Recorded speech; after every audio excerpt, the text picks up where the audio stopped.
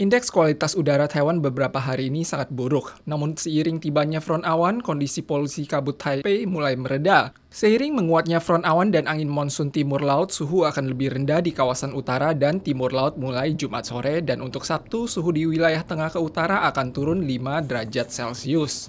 228连假这3天整体来说，大概就是第一天天气是会转凉，而且中部以北、东半部比较容易下雨。可是假期的后2天天气就逐渐恢复稳定，大部分的地方都可以多云到晴，见到阳光，只剩下东半部一点零星的降雨。 Polusi kabut di kawasan utara sejak Kamis sore tanggal 25 mencapai tingkat parah. Partikel polutan ikut terbawa seiring pergerakan angin monsun timur laut. Mutu udara hari Jumat tanggal 26 akan membaik.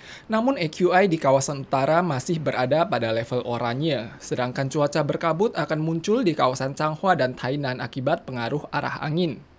Polusi udara mengurangi tingkat visibilitas. Kabut menyelimuti wilayah barat. CWB telah mengeluarkan laporan kabut tebal menjelang liburan. Wilayah barat Kinmen dan Matsu perlu waspada kabut atau pengaruh awan rendah sporadis. Kabut tebal di Matsu menyebabkan tingkat visibilitas tidak sampai 200 meter. Warga diimbau untuk memerhatikan informasi lalu lintas. Taiwan melaporkan 5 kasus positif tanggal 25, semuanya dari Filipina dan melampirkan hasil pemeriksaan negatif 3 hari sebelum keberangkatan. Mereka menumpangi pesawat yang sama tanggal 3 Februari dan tidak menunjukkan gejala saat tiba. Hasil pemeriksaan setelah karantina selesai juga negatif. Mereka baru dinyatakan positif lewat pemeriksaan atas biaya sendiri. Sekitar 1 hingga 2 dari 100 orang yang tiba di Taiwan pernah tertular. Dengan kata lain, dari minimum 1.000 orang yang tiba di Taiwan setiap harinya, setidaknya 10 orang pernah terinfeksi. Akhir-akhir ini Amerika dikabarkan muncul 2 virus mutasi yang memiliki 19 hingga 24% tingkat penularan lebih tinggi dibandingkan dengan tipe lainnya dan memiliki kekebalan terhadap obat. Satu di antaranya merupakan strain virus mutasi di California yang sama dengan tipe virus mutasi yang menimbulkan kontaminasi klaster di RSU Taoyuan dan memiliki gen mutasi L452R. Berdasarkan statistik 2020, upah per jam wanita adalah $296 Taiwan, hanya 86% dari upah $344 Taiwan untuk pria. Hal ini berarti wanita harus bekerja 51 hari lebih banyak baru bisa memperoleh gaji yang setara dengan pria dalam 1 tahun.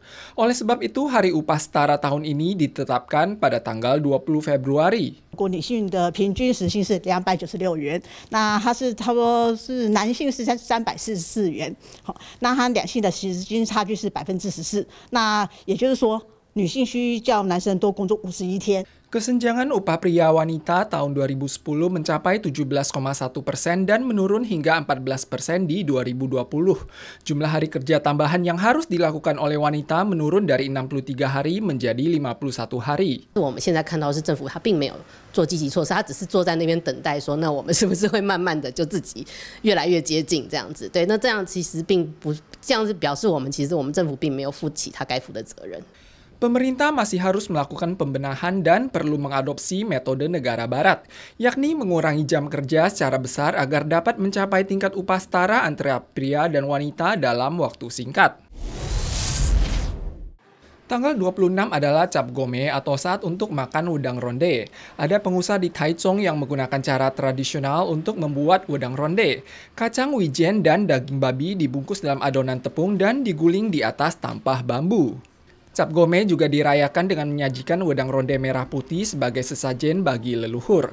Ronde awalnya disebut iya dalam bahasa Taiwan, namun istilah Mandarinnya Yuan Xiao juga digunakan secara terpadu sebagai simbol reuni keluarga. Seiring perubahan masyarakat, makan wedang ronde telah menjadi simbol festival. Namun reuni keluarga baru merupakan makna sebenarnya. Membawa lentera juga merupakan tradisi di Taiwan. Kita patut menghargai waktu berkumpul dan makan bersama keluarga.